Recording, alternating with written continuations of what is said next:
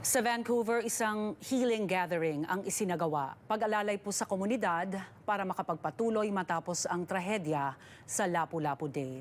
Ang detalye sa report ni Teresa Barrera. Yun yung isang bagay na hindi mo i-expect sa South Vancouver area because South Vancouver area is Vancouver is a very safe place. Saksi raw sa trahedya sa Lapu-Lapu Day Block Party Sabado ang newcomer counselor na si Shana at ang kanyang 15 taon gulang na anak. Nakita raw nila ng sagasaan ng isang SUV driver ang ilan sa mga dumalo sa nasabing event. All of a sudden, hindi ko in-expect na makakita ako ng mga nasa sahig na nakahiga na duguan. Kaya bukas daw nilang tinatanggap ang community healing and gathering na binuo ng South Vancouver Neighborhood House Miyerkules ng gabi sa Memorial South Park malapit sa lugar kung saan nangyari ang insidente. Merong iba-ibang religion and then what we did is we open a space para yung lahat ay makapagdasal. Bless those in need of healing.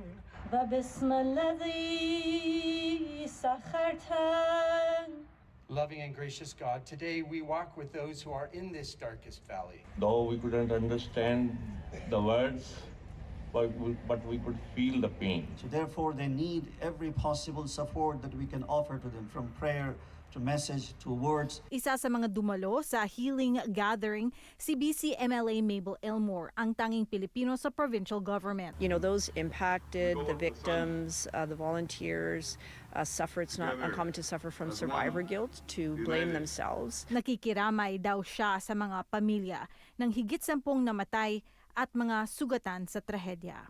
Yeah, well, I visited the victim and the family in the hospital who was injured on the weekend, and just really to support the family and the kids and the extended family. Nagpapasalamat din daw si Elmore sa pagkilala ng BC government sa pighating nararanasan ng komunidad. The provincial government has just declared that Friday, May 2nd will be a provincial day of mourning for the victims of the Lapu-Lapu Festival last weekend, and that'll be marked right across the province. Ang mga organizer ng Lapu-Lapu Day Block Party nagbukas din ng Resiliency Center para sa mga nangangailangan ng tulong at isang opisyal na fundraising tulong sa mga biktima. May partnership kami sa United Way. So kung gusto niyo na magbigay ng pera, dun ang secure at saka authorized way, official, na makakarating yung donation ninyo